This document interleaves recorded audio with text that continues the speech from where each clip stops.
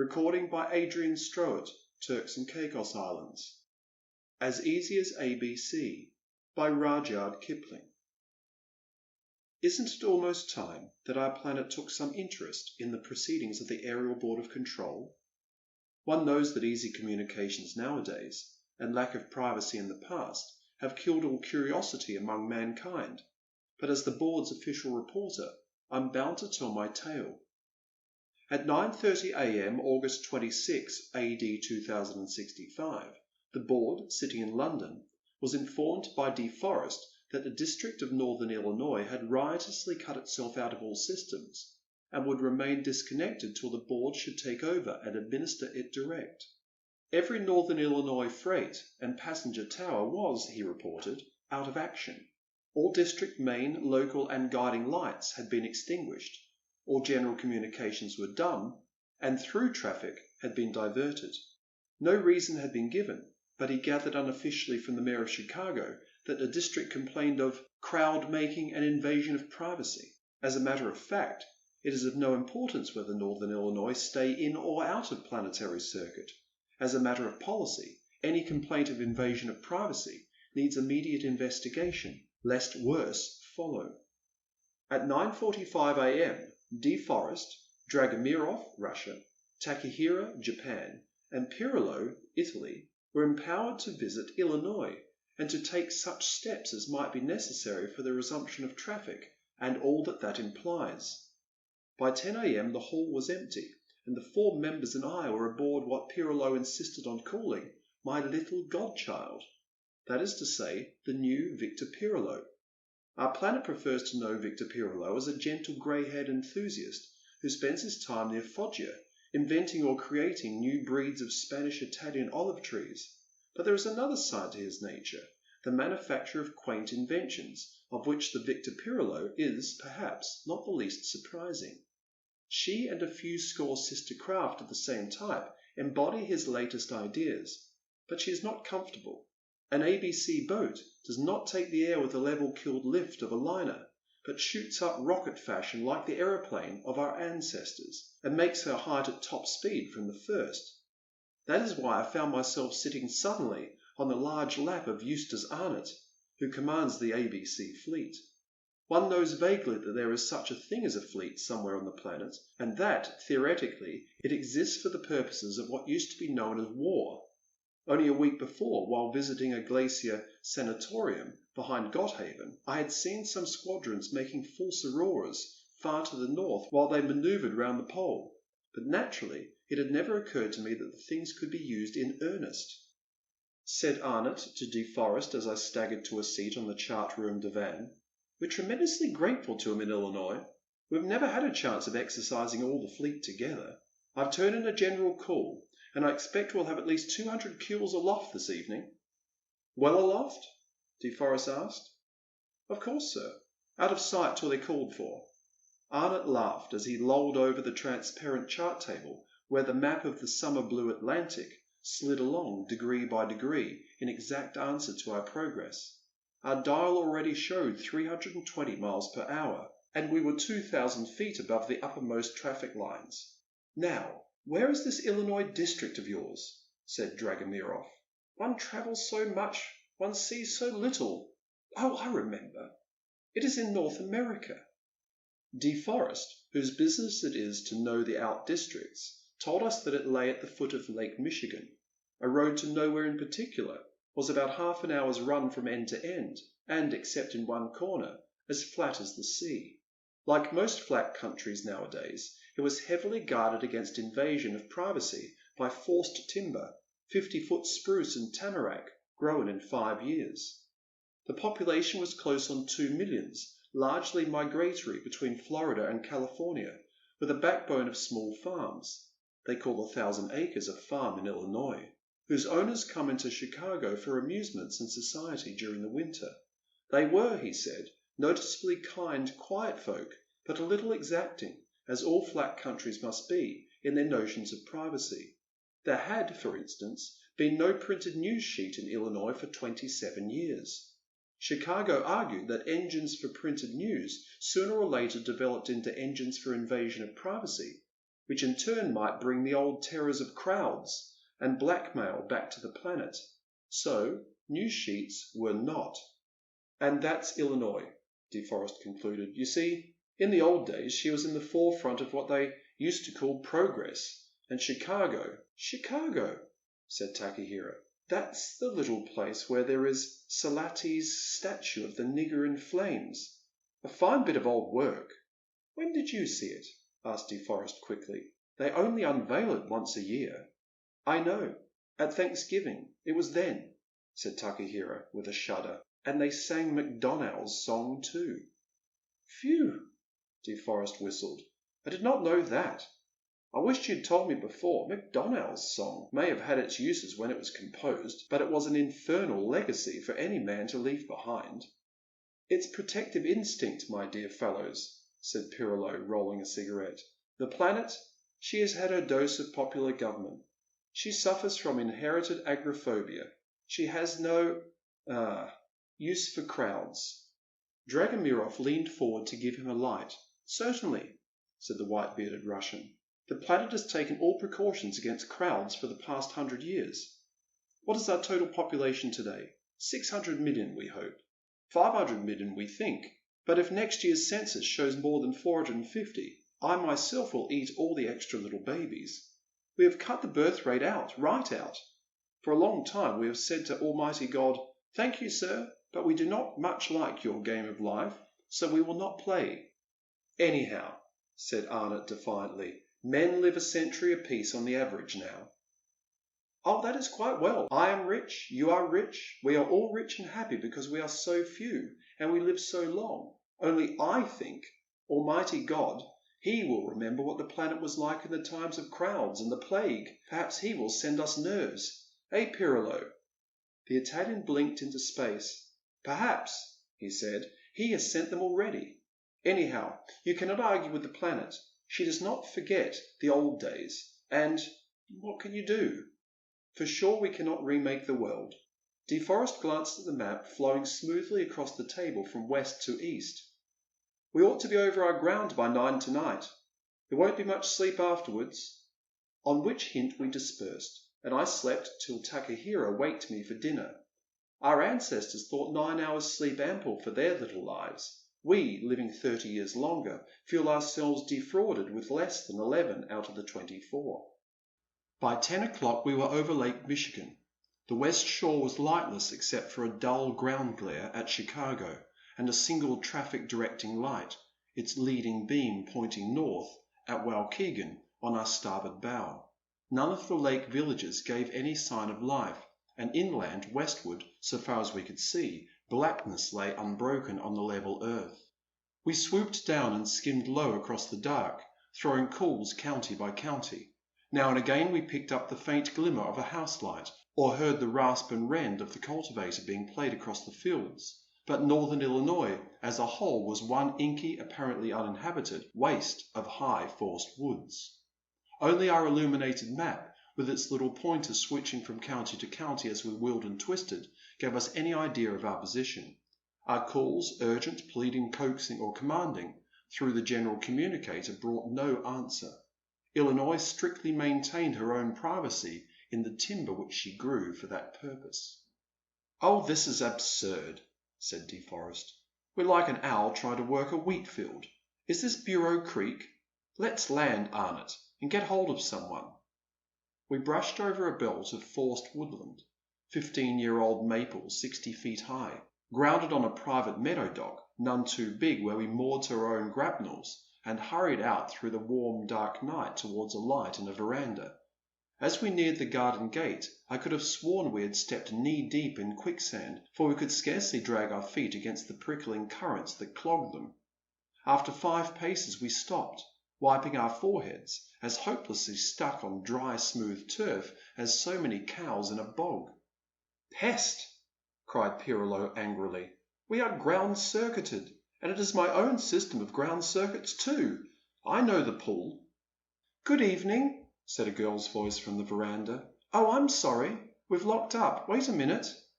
We heard the click of a switch and almost fell forward as the currents round our knees were withdrawn.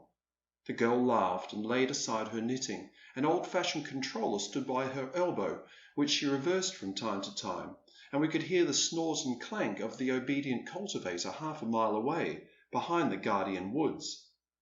"Come in and sit down," she said. "I'm only playing a plough. Dad's gone to Chicago to— Ah, then it was your call I heard just now."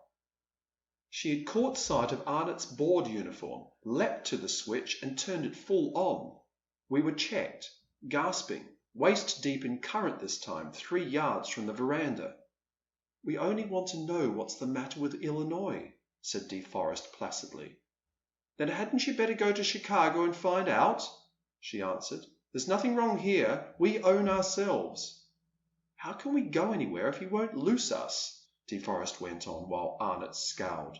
Admirals of fleets are still quite human when their dignity is touched. "Stop a minute. You don't know how funny you look." She put her hands on her hips and laughed mercilessly. "Don't worry about that," said Arnott, and whistled. A voice answered from the Victor Pirillo in the meadow. "Only a single fuse ground circuit," Arnott called. "Sort it out gently, please." We heard the ping of a breaking lamp. A fuse blew out somewhere in the veranda roof, frightening a nestful of birds. The ground circuit was open. We stooped and rubbed our tingling ankles. "How rude! How very rude of you!" the maiden cried. "Sorry, but we haven't time to look funny," said Arnott. "We've got to go to Chicago, and if I were you, young lady, I'd go into the cellars for the next 2 hours and take Mother with me." Off he strode, with us at his heels muttering indignantly, till the humour of the thing struck and doubled him up with laughter at the foot of the gangway ladder. "The board hasn't shown what you might call a fat spark on this occasion," said DeForest, wiping his eyes. "I hope I didn't look as big a fool as you did, Arnott. Hello, what on earth is that? Dad coming home from Chicago?" There was a rattle and a rush, and a 5-plough cultivator, blades in air like so many teeth, trundled itself at us around the edge of the timber, fuming and sparking furiously. "Jump!" said Arnott, as we bundled ourselves through the none too wide door. "Never mind about shutting it. Up!" The Victor Pirillo lifted like a bubble, and the vicious machine shot just underneath us, clawing high as it passed. "There's a nice little spit kitten for you," said Arnott, dusting his knees. "We ask her a civil question. First she circuits us, and then she plays a cultivator at us." "And then we fly," said Dragomirov. "If I was 40 years more young, I would go back and kiss her. Ho, ho." "I," said Pirillo, "would smack her. My pet ship has been chased by a dirty plough. How do you say, agricultural implement." "Oh, that is Illinois all over," said DeForest. "They don't content themselves with talking about privacy. They arrange to have it. And now, where's your alleged fleet, Arnott? We must assert ourselves against this wench." Arnott pointed to the black heavens. "Waiting on, up there," said he. "Shall I give them the whole installation, sir?" "Oh, I don't think the young lady is quite worth that," said DeForest. "Get over Chicago and perhaps we'll see something." In a few minutes we were hanging at 2,000 feet over an oblong block of incandescence in the centre of the little town. "That looks like the old city hall. Yes, there's Salati's statue in front of it," said Takahira. "But what on earth are they doing to the place? I thought they used it for a market nowadays. Drop a little, please." We could hear the sputter and crackle of road surfacing machines, the cheap Western type that fuse stone and rubbish into lava-like ribbed glass for their rough country roads. 3 or 4 surfacers worked on each side of a square of ruins. The brick and stone wreckage crumbled, slid forward, and presently spread out into white-hot pools of sticky slag, which the levelling rods smoothed more or less flat. Already a third of the big block had been so treated, and was cooling to dull red before our astonished eyes. "It is the old market," said DeForest. "Well, there's nothing to prevent Illinois from making a road through a market. It doesn't interfere with traffic, that I can see." "Hush," said Arnott, gripping me by the shoulder. "Listen, they're singing. Why on earth are they singing?" We dropped again till we could see the black fringe of people at the edge of that glowing square. At first they only roared against the roar of the surfacers and levellers. Then the words came up clearly, the words of the forbidden song that all men knew, and none let pass their lips. Poor Pat Macdonough's song, made in the days of the crowds and the plague, every single word of it loaded to sparking point with the planet's inherited memories of horror, panic, fear and cruelty. And Chicago, innocent, contented little Chicago, was singing it aloud to the infernal tune that carried riot, pestilence and lunacy around our planet only a few generations ago. Once there was the people, terror gave it birth. Once there was the people, and it made a hell of earth. Then the stamp and pause. Earth arose and crushed it. Listen, O ye slain. Once there was the people, it shall never be again. The levellers thrust in savagely against the ruins as the song renewed itself again, again and again, louder than the crash of the melting walls. DeForest frowned. I don't like that, he said. They've broken back to the old days. They'll be killing somebody soon. I think we'd better divert 'em, Arnott. Aye, aye, sir. Arnott's hand went to his cap, and we heard the hull of the Victor Pirillo ring to the command. Lamps! Both watchers stand by. Lamps! Lamps! Lamps! Keep still, Takahira whispered to me. Blinkers, please. Quartermaster. It's all right, said Pirillo from behind, and to my horror slipped over my head some sort of rubber helmet that locked with a snap. I could feel thick colloid bosses before my eyes, but I stood in absolute darkness. To save the sight, he explained, and pushed me onto the chart room divan. You will see in a minute. As he spoke, I became aware of a thin thread of almost intolerable light, let down from the heavens at an immense distance. One vertical hair's breadth of frozen lightning. Those are our flanking ships, said Arnott at my elbow. That one is over Galena. Look south. That other one's over Keithburg. Vincennes is behind us, and north yonder is Winthrop Woods. The fleet's in position, sir. This to DeForest. As soon as you give the word. Ah, no, no, cried Dragomirov at my side. I could feel the old man tremble. I do not know all that you can do, but be kind. I ask you to be a little kind to them below. This is horrible, horrible.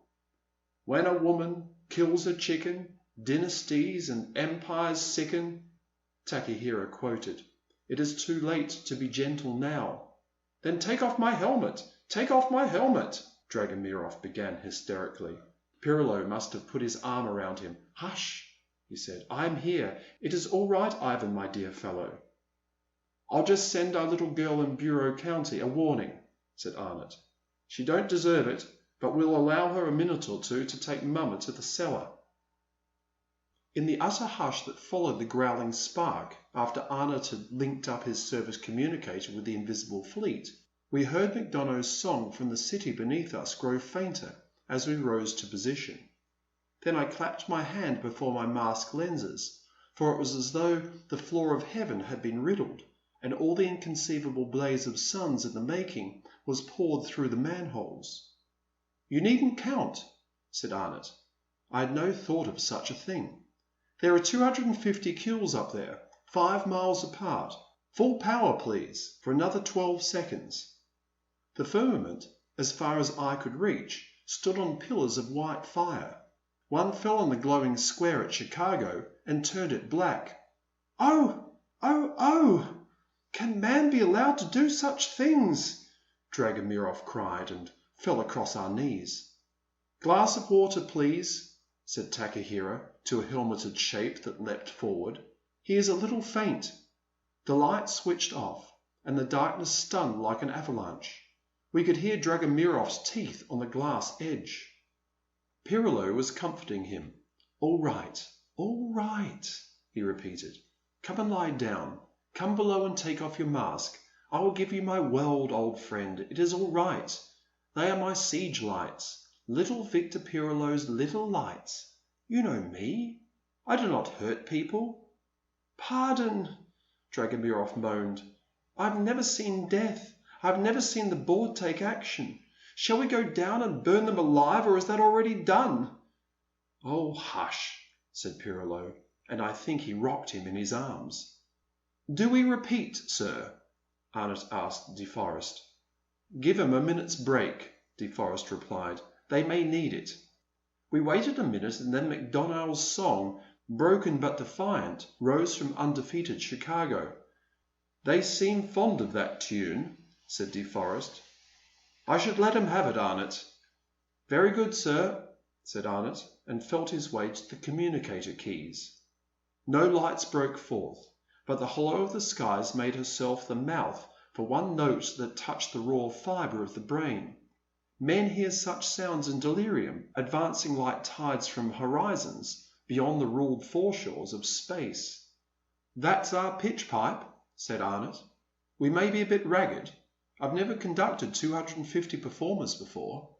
He pulled out the couplers and struck a full chord on the service communicators. The beams of light leapt down again and danced solemnly and awfully, a stilt dance, sweeping 30 or 40 miles left and right at each stiff-legged kick, while the darkness delivered itself, there is no scale to measure against that utterance, of the tune to which they kept time. Certain notes, one learnt to expect them with terror, cut through one's marrow, but after 3 minutes, thought and emotion passed in indescribable agony. We saw, we heard, but I think we were in some sort swooning. The 250 beams shifted, reformed, straddled and split, narrowed, widened, rippled in ribbons, broke into 1,000 white-hot parallel lines, melted and revolved in interwoven rings like old-fashioned engine turning, flung up to the zenith, made as if to descend and renew the torment, halted at the last instant, twizzled insanely round the horizon and vanished, to bring back for the 100th time darkness, more shattering than their instantly renewed light over all Illinois. Then the tune and light ceased together, and we heard one single devastating wail that shook all the horizon as a rubbed wet finger shakes the rim of a bowl. "Ah, that is my new siren," said Pirolo. "You can break an iceberg in half if you find the proper pitch. They will whistle by squadrons now. It is the wind through pierced shutters in the bows." I had collapsed beside Dragomirov, broken and snivelling feebly because I had been delivered before my time to all the terrors of the Judgment Day, and the archangels of the resurrection were hailing me naked across the universe to the sound of the music of the spheres. Then I saw DeForest smacking Arnott's helmet with his open hand. The wailing died down in a long shriek as a black shadow swooped past us and returned to her place above the lower clouds. "I hate to interrupt a specialist when he's enjoying himself," said DeForest, "but as a matter of fact all Illinois has been asking us to stop for the last 15 seconds. What a pity!" Arnott slipped off his mask. "I wanted you to hear us really hum. Our lower C will lift street paving." "It is hell! Hell!" cried Dragomirov, and sobbed aloud. Arnott looked away as he answered, "It's a few thousand volts ahead of the old shoot 'em and sink 'em game, but I should scarcely call it that. What shall I tell the fleet, sir?" "Tell 'em we're pleased and impressed. I don't think they need wait on any longer. There isn't a spark left down there." DeForest pointed. "They'll be deaf and blind." "Oh, I think not, sir. The demonstration lasted less than 10 minutes." "Marvellous," Takahiro sighed. "I should have said it was half a night.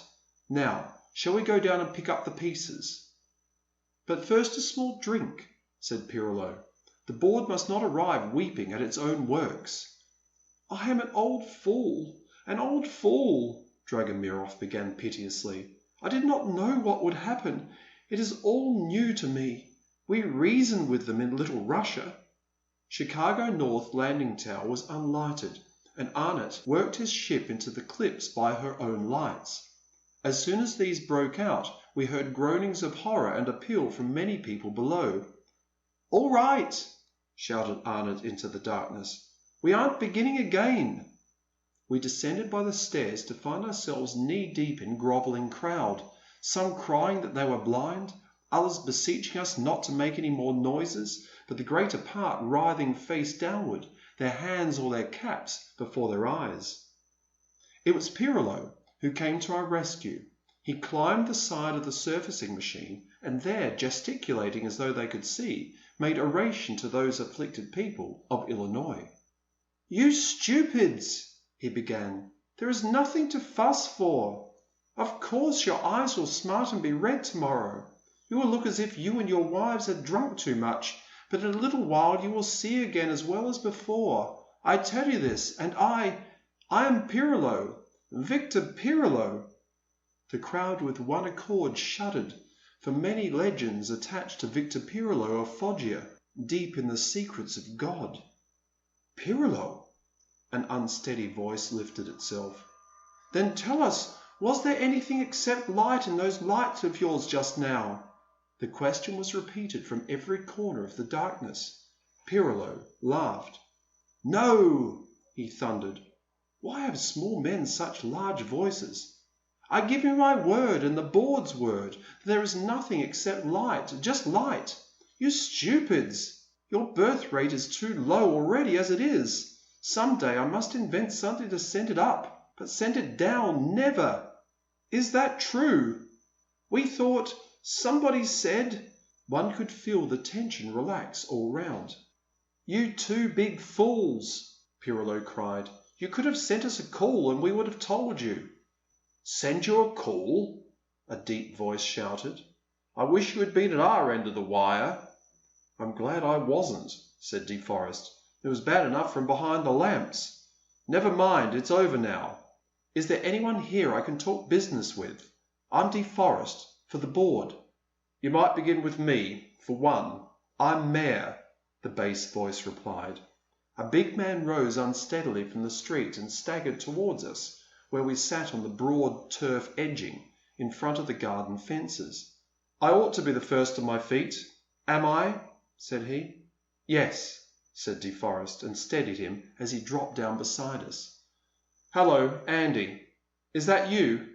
a voice called. "Excuse me," said the mayor. "That sounds like my chief of police, Bluthner." "Bluthner, is it? And here's Mulligan and Keefe on their feet." "Bring 'em up, please, Blut. We're supposed to be the four in charge of this hamlet. What we say goes. And De Forest, what do you say?" "Nothing, yet," De Forest answered, as we made room for the panting, reeling men. "You've cut out of system. Well?" "Tell the steward to send down drinks, please," Arnott whispered to an orderly at his side. "Good," said the mayor, smacking his dry lips. "Now I suppose we can take it, De Forest, that henceforward the board will administer us direct." "Not if the board can avoid it," De Forest laughed. "The ABC is responsible for the planetary traffic only." "And all that implies," the big four who ran Chicago chanted their Magna Charta like children at school. "Well, get on," said De Forest warily. "What is your silly trouble anyway?" "Too much damn democracy," said the mayor, laying his hand on De Forest's knee. "So? I thought Illinois had her dose of that." "She has. That's why. Blut, what did you do with our prisoners last night?" "Locked them in the water tower to prevent the women killing 'em," the chief of police replied.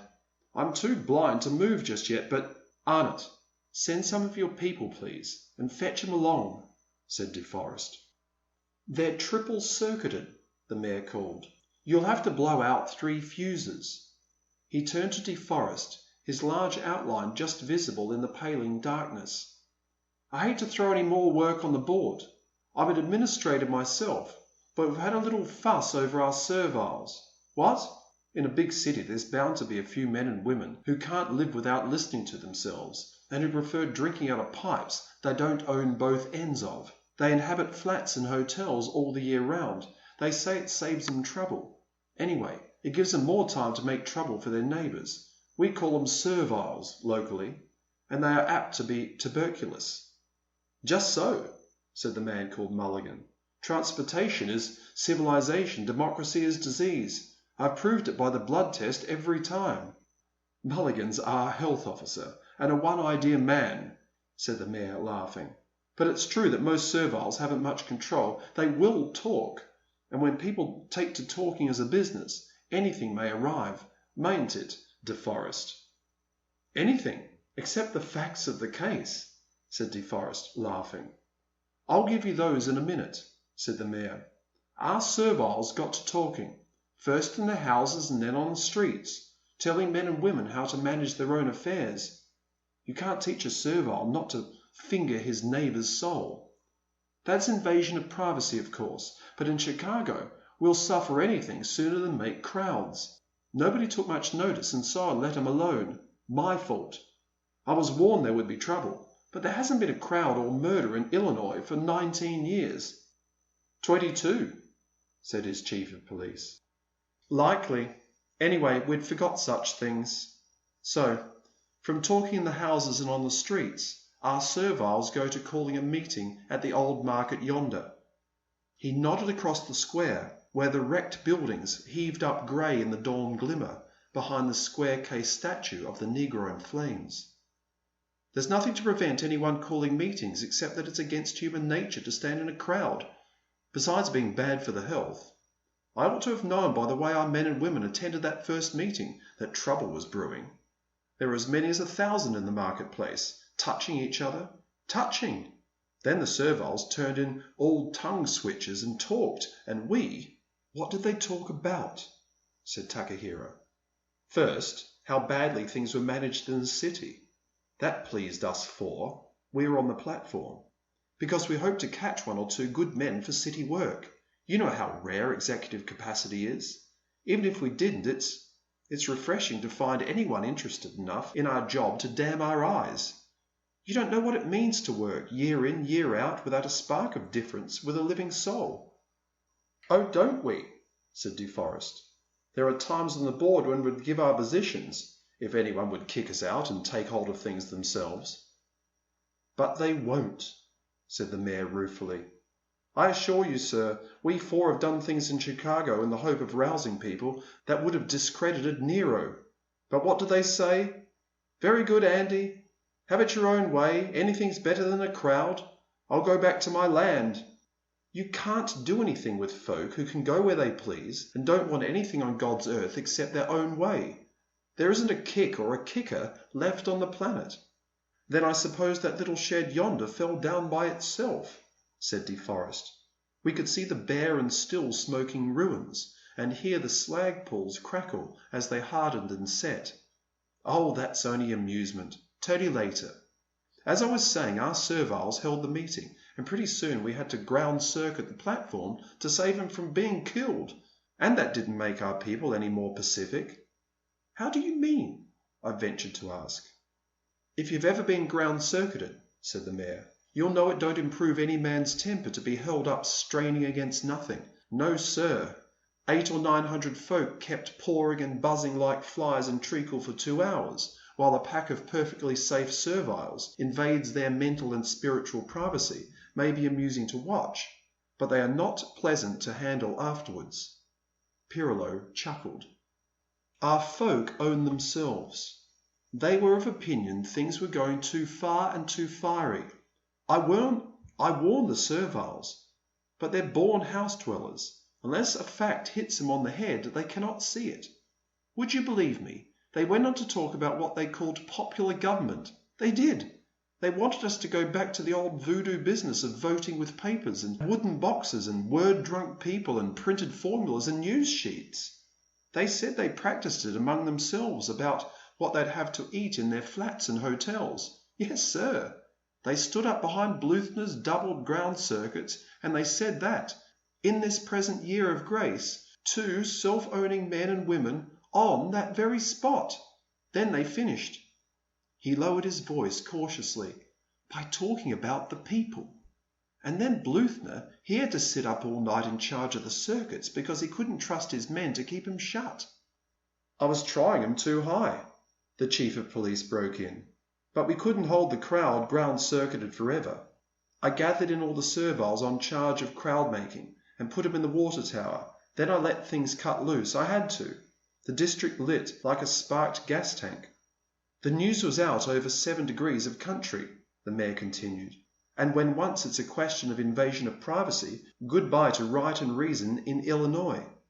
They began turning out traffic lights and locking up landing towers on Thursday night. Friday they stopped all traffic and asked for the board to take over.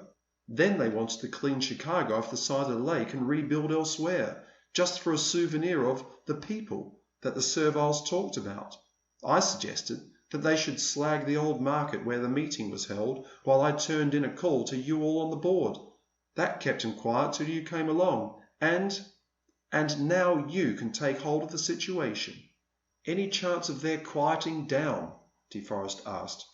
"You can try," said the mayor.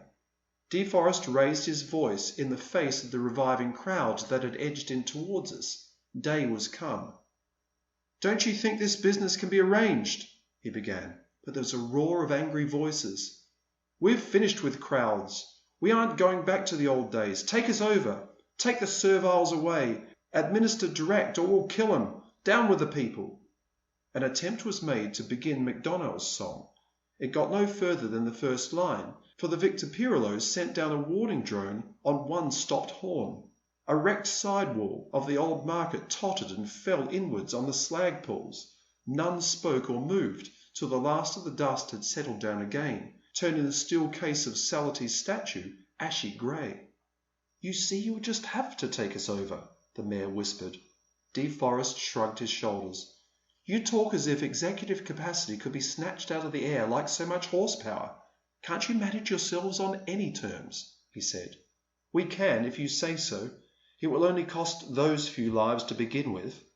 The mayor pointed across the square, where Arnott's men guided a stumbling group of 10 or 12 men and women to the lakefront and halted them under the statue. "Now I think," said Takahira under his breath, "there will be trouble." The mass in front of us growled like beasts. At that moment the sun rose clear and revealed the blinking assembly to itself. As soon as it realized that it was a crowd, we saw the shiver of horror and mutual repulsion shoot across it precisely as the steely floors shot across the lake outside. Nothing was said, and, being half blind, of course it moved slowly. Yet in less than 15 minutes most of that vast multitude, 3,000 at the lowest count, melted away like frost on south eaves. The remnant stretched themselves on the grass, where a crowd feels and looks less like a crowd. "These mean business," the mayor whispered to Takahira. "There are a goodish few women there who have borne children. I don't like it." The morning draught off the lake stirred the trees round us with promise of a hot day. The sun reflected itself dazzlingly on the canister-shaped covering of Salaty's statue. Cocks crew in the gardens, and we could hear gate latches clicking in the distance as people stumblingly resought their homes. "I'm afraid there won't be any morning deliveries," said DeForest. "We rather upset things in the country last night." "That makes no odds," the mayor returned. "We're all provisioned for 6 months. We take no chances." Nor, when you come to think of it, does anyone else. It must be 3/4 of a generation since any house or city faced a food shortage. Yet is there a house or city on the planet that has not half a year's provisions laid in? We are like shipwrecked seamen in the old books who, having once nearly starved to death, ever afterwards hide away bits of food and biscuit. Truly we trust no crowds, nor system based on crowds. DeForest waited till the last footstep had died away. Meantime the prisoners at the base of the statue shuffled, posed and fidgeted with the shamelessness of quiet little children. None of them were more than 6 feet high, and many of them were as grey-haired as the ravaged, harassed heads of old pictures. They huddled together in actual touch, while the crowd, spaced at large intervals, looked at them with congested eyes. Suddenly, a man among them began to talk. The mayor had not in the least exaggerated. It appeared that our planet lay sunk in slavery beneath the heel of the aerial board of control. The orator urged us to arise in our might, burst our prison doors and break our fetters. All his metaphors, by the way, were of the most medieval.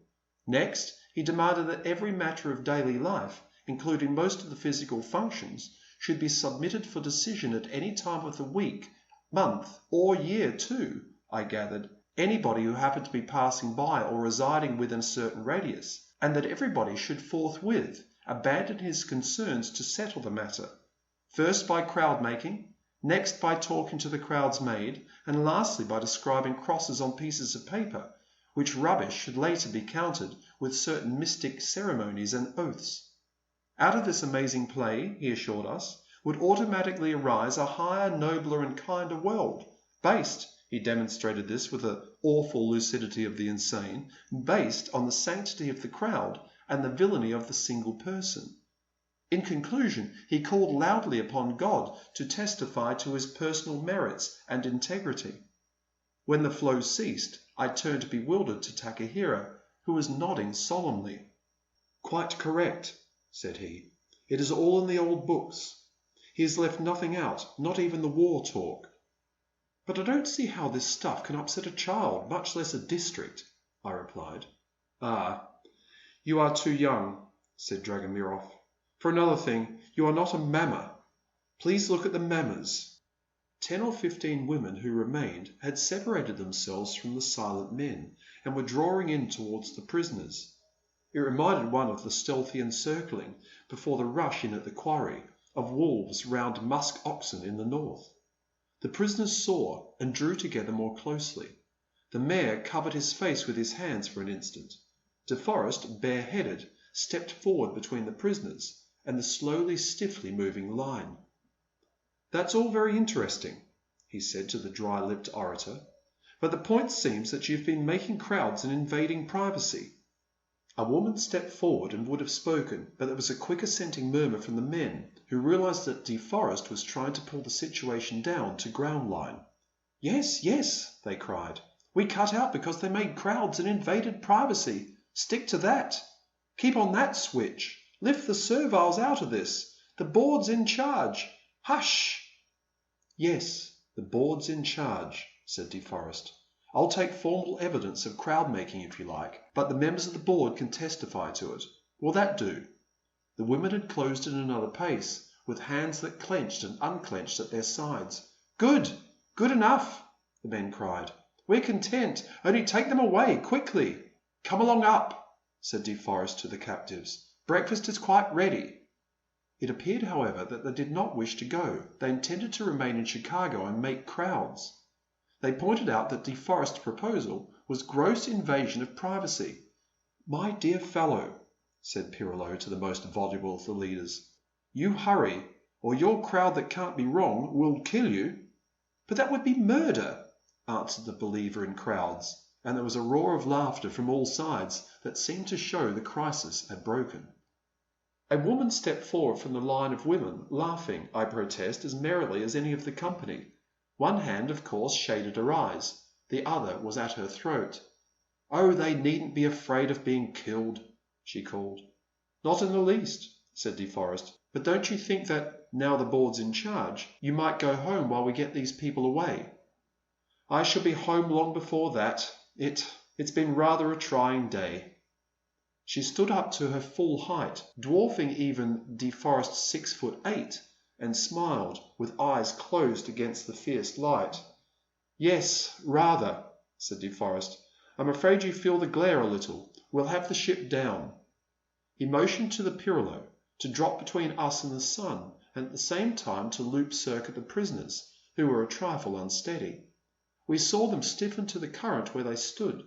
The woman's voice went on, sweet and deep and unshaken. "I don't suppose you men realize how much this sort of thing means to a woman. I've borne 3. We women don't want our children given to crowds. It must be an inherited instinct. Crowds make trouble. They bring back the old days. Hate, fear, blackmail, publicity. The people. That.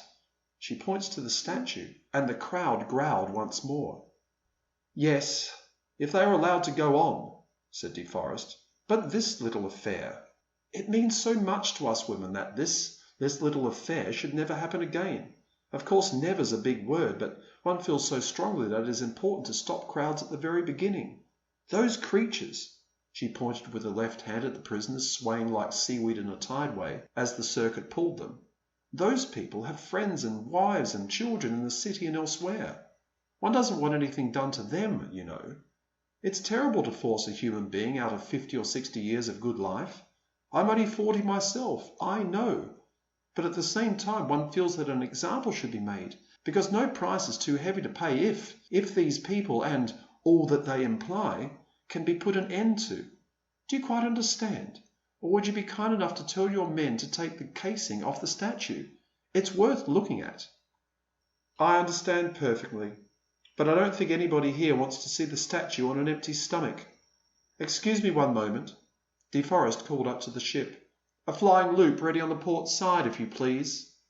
Then to the woman he said with some crispness, "You might leave us a little discretion in the matter." "Oh, of course.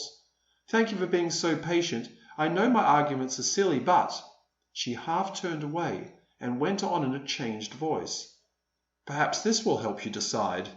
She threw out her right arm with a knife in it. Before the blade could be returned to her throat or her bosom, it was twitched from her grip, sparked as if it flew out of the shadow of the ship above, and fell flashing in the sunshine at the foot of the statue 50 yards away. The outflung arm was arrested, rigid as a bar for an instant, till the releasing circuit permitted her to bring it slowly to her side. The other women shrank back, silent among the men. Pirillo rubbed his hands, and Takahiro nodded. "That was clever of you, De Forest," said he. "What a glorious pose," Dragomirov murmured, for the frightened woman was on the edge of tears. "Why did you stop me? I would have done it," she cried. "I have no doubt you would," said De Forest, "but we can't waste a life like yours on these people. I hope the arrest didn't sprain your wrist. It's so hard to regulate a flying loop. But I think you are quite right about those persons, women and children. We'll take them all away with us if you promise not to do anything stupid to yourself." I promise," she controlled herself with an effort. "But it is so important to us women. We know what it means. And I thought if you saw I was in earnest—" "I saw you were, and you've gained your point. I shall take all your serviles away with me at once. The mayor will make lists of their friends and families in the city and the district, and will ship them after us this afternoon." "Sure," said the mayor, rising to his feet. "Keefe, if you can see, hadn't you better finish levelling off the old market? It don't look sightly the way it is now, and we shan't use it for crowds any more." "I think you had better wipe out that statue as well, Mr. Mayor," said De Forest. "I don't question its merits as a work of art, but I believe it's a shade morbid." "Oh, Keefe, slag the nigger before you go on to fuse the market." "I'll get to the communicators and tell the district that the board is in charge." "Are you making any special appointments, sir?" "None. We haven't meant to waste on these backwoods. Carry on as before, but under the board. Arnott, run your serviles aboard, please. Ground ship and pass them through the bilge doors. We'll wait till we've finished with this work of art." The prisoners trailed past him, talking fluently but unable to gesticulate in the drag of the current. Then the surfacers rolled up, 2 on each side of the statue. With one accord the spectators looked elsewhere, but there was no need. Keefe turned on full power, and the thing simply melted within its case. All I saw was a surge of white-hot metal pouring over the plinth, a glimpse of Salati's inscription, "To the eternal memory of the justice of the people," ere the stone base itself cracked and powdered into finest lime. The crowd cheered. "Thank you," said De Forest, "but we want our breakfasts, and I expect you do too. Goodbye, Mr. Mayor. Delighted to see you at any time, but I hope I shan't have to, officially, for the next 30 years. Goodbye, madam. Yes, we're all given to nerves nowadays. I suffer from them myself. Goodbye, gentlemen all. You're under the tyrannous heel of the board from this moment, but if ever you feel like breaking your fetters, you've only to let us know. This is no treat to us. Good luck." We embarked amid shouts, and did not check our lift till they had dwindled into whispers. Then De Forest flung himself on the chart-room divan and mopped his forehead. "I don't mind men," he panted, "but women are the devil." "Still the devil," said Pirillo cheerfully. "That one would have suicided." "I know it. That was why I signalled for the flying loop to be clapped on her. I owe you an apology for that, Arnott. I hadn't time to catch your eye and you were busy with our caitiffs. By the way, who actually answered my signal? It was a smart piece of work." "Ilroy," said Arnott, "but he overloaded the wave. It may be pretty gallery work to knock a knife out of a lady's hand, but didn't you notice how she rubbed him? He scorched her fingers, Slovenly, I call it. Far be it from me to interfere with fleet discipline, but don't be too hard on the boy. If that woman had killed herself, they would have killed every servile and everything related to a servile throughout the district by nightfall.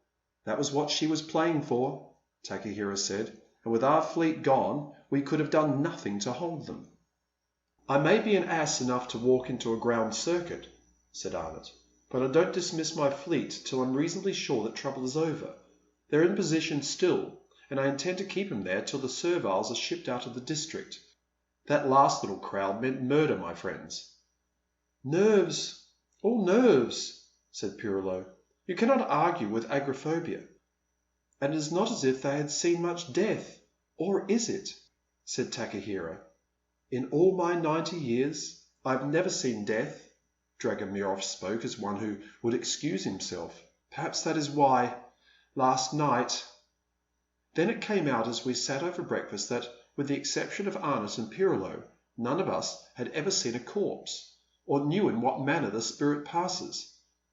We're a nice lot to flap about governing the planet, De Forest laughed. I confess, now it's all over, that my main fear was I mightn't be able to pull it off without losing a life. I thought of that too, said Arnott, but there's no death reported, and I've inquired everywhere. What are we supposed to do with our passengers? I've fed 'em. We're between two switches, De Forest drawled. If we drop them in any place that isn't under the board, the natives will make their presence an excuse for cutting out, same as Illinois did, and forcing the board to take over. If we drop them in any place under the board's control, they'll kill them as soon as our backs are turned. If you say so, said Pirillo thoughtfully, I can guarantee that they will become extinct in process of time, quite happily. What is their birth rate now?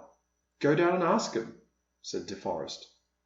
I think they might become nervous and tear me to bits, the philosopher of Foggia replied. Not really. Well? Open the bilge doors, said Takahira with a downward jerk of the thumb. Scarcely. After all the trouble we've taken to save 'em, said De Forest. Try London, Arnott suggested. You could turn Satan himself loose there, and they'd only ask him to dinner. Good man. You've given me an idea. Vincent! Oh, Vincent! He threw the general communicator open so that we could all hear, and in a few minutes the chart room filled with the rich, fruity voice of Leopold Vincent, who has purveyed all London, her choicest amusements for the last 30 years. We answered with expectant grins, as though we were actually in the stalls of, say, the Combination on a first night. We've picked up something in your line, De Forest began. That's good, dear man, if it's old enough. There's nothing to beat the old things for business purposes. Have you seen London, Chatham and Dover at Earl's Court? No? I thought I missed you there. Immense. I've had the real steam locomotive engines built from the old designs, and the iron rails cast specially by hand. Cloth cushions in the carriages too. Immense. And paper railway tickets. And Polly Milton. Polly Milton back again? Said Arnott rapturously. Book me 2 stalls for tomorrow night. What's she singing now, bless her? The old songs. Nothing comes up to the old touch. Listen to this, dear men. Vincent carolled with flourishes. O cruel lamps of London, if tears your lights could drown, your victims' eyes would weep them, O lights of London town. Then they weep. You see, Pirillo waved his hands at us. The old world always wept when it saw crowds together. It did not know why, but it wept. We know why, but we do not weep, except when we pay to be made to be fat. Wicked old Vincent. Old yourself, Vincent laughed. I'm a public benefactor. I keep the world soft and united. And I'm De Forest of the board, said De Forest acidly, trying to get a little business done. As I was saying, I've picked up a few people in Chicago. I cut out. Chicago is... Do listen. They're perfectly unique. Do they build houses of baked mud blocks while you wait, eh? That's an old contact. They're an untouched primitive community with all the old ideas. Sewing machines and maypole dancers, cooking on coal gas stoves, lighting pipes with matches and driving horses, Gerolstein tried that last year. An absolute blowout." De Forest plugged him wrathfully and poured out the story of our doings for the last 24 hours on the top note. "And they do it all in public," he concluded. "You can't stop 'em. The more public, the better they are pleased. They'll talk for hours, like you. Now you can come in again." "Do you really mean they know how to vote?" said Vincent. "Can they act it?" "Act? It's their life to 'em. And you never saw such faces. Scarred like volcanoes, envy, hatred and malice in plain sight. Wonderfully flexible voices. They weep too." "Aloud? In public?" "I guarantee. Not a spark of shame or reticence in the entire installation. It's the chance of your career." "Do you say you've brought their voting props along? Those papers and ballot box things?" "No, confound you. I'm not a luggage lifter. Apply direct to the mayor of Chicago. He'll forward you everything." "Well?" "Wait a minute. Did Chicago want to kill him? That'll look well on the communicators." "Yes. They were only rescued with difficulty from a howling mob, if you know what that is." "But I don't," answered the great Vincent simply. "Well then, they'll tell you themselves. They can make speeches hours long." "How many are there?" "By the time we ship 'em all, there'll be perhaps 100, counting children. An old world in miniature. Can't you see it?" Yes, but I've got to pay for it if it's a blowout, dear man." "They can sing the old war songs in the streets. They can get word drunk and make crowds and invade privacy in the genuine old-fashioned way, and they'll do the voting trick as often as you ask 'em a question." "Too good," said Vincent. "You unbelieving Jew. I've got a dozen head aboard here. I'll put you through direct. Sample them yourself." He lifted the switch and we listened. Our passengers on the lower deck at once, but not less than 5 at a time, explained themselves to Vincent. They had been taken from the bosom of their families, stripped of their possessions, given food without finger bowls, and cast into captivity in a noisome dungeon. "But look here," said Arnott aghast. "They're saying what isn't true. My lower deck isn't noisome, and I saw to the finger bowls myself." "My people talk like that sometimes in Little Russia," said Dragomirov. "We reason with them. We never kill. No." "But it's not true," Arnott insisted. "What can you do with people who don't tell facts? They're mad." "Hush," said Pirolo, his hand to his ear. "It is such a little time since all the planet told lies." We heard Vincent silkily sympathetic. Would they, he asked, repeat their assertions in public, before a vast public? Only let Vincent give them a chance and the planet, they vowed, should ring with their wrongs. Their aim in life, 2 women and a man explained it together, was to reform the world. Oddly enough, this also had been Vincent's life dream. He offered them an arena in which to explain and by their living example to raise the planet to loftier levels. He was eloquent on the moral uplift of a simple, old-world life presented in its entirety to a debauched civilization. Could they, would they, for 3 months certain, devote themselves under his auspices as missionaries to the elevation of mankind at a place called Earl's Court, which he said, with some truth, was one of the intellectual centres of the planet? They thanked him and demanded, we could hear his chuckle of delight, time to discuss and to vote on the matter. The vote, solemnly managed by counting heads, 1 head, 1 vote, was favourable. His offer, therefore, was accepted, and they moved a vote of thanks to him in 2 speeches, one by what they called the proposer, and the other by the seconder. Vincent threw over to us, his voice shaking with gratitude. "I've got 'em. Did you hear those speeches? That's nature, dear men. Art can't teach that. And they voted as easily as lying. I've never had a troop of natural liars before. Bless you, dear men. Remember, you're on my free list forever. Anywhere. All of you.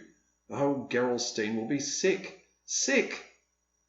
"Then you think they'll do?" said De Forest. "Do?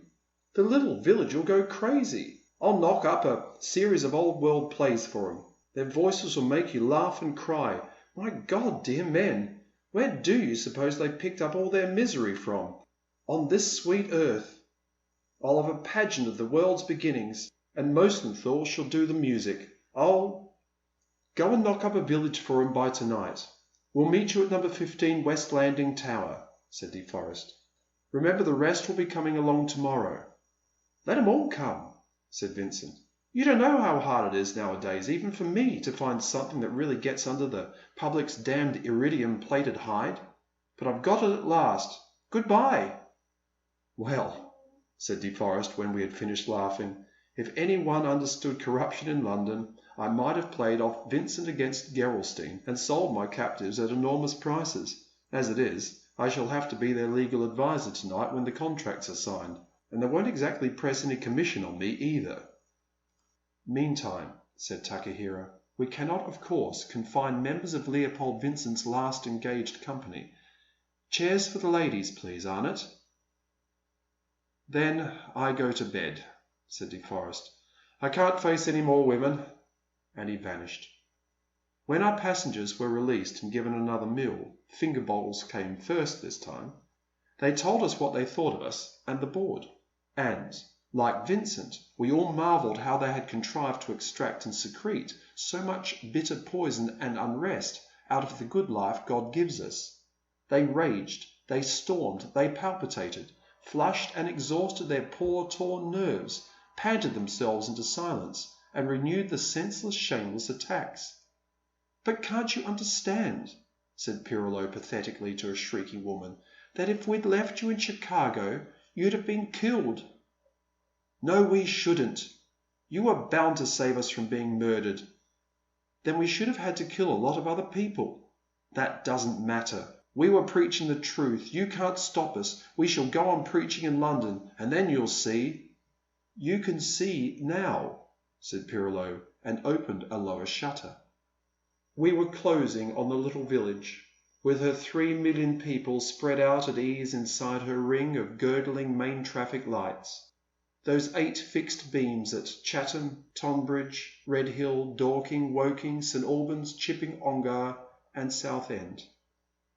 Leopold Vincent's new company looked, with small pale faces, at the silence, the sighs, and the separated houses.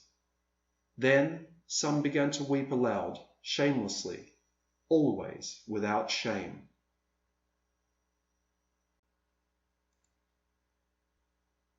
MacDonough's Song. Whether the state can loose and bind, in heaven as well as on earth, if it be wiser to kill mankind before or after the birth, these are matters of high concern where state-kept schoolmen are. But holy state, we have lived to learn, endeth in holy war. Whether the people be led by the Lord or lured by the loudest throat, if it be quicker to die by the sword or cheaper to die by vote, these are the things we have dealt with once, and they will not rise from their grave, for holy people, however it runs, endeth in holy slave. Whatsoever, for any cause, seeketh to take or give, power above or beyond the laws, suffer it not to live. Holy state or holy king or holy people's will, have no truck with the senseless thing, order the guns and kill. Saying after me, once there was the people, terror gave it birth.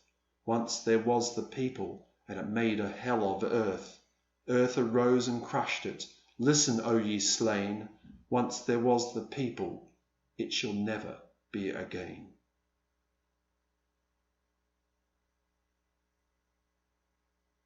End of As Easy as ABC by Rudyard Kipling. Read by Adrian Stroett, Turks and Caicos Islands.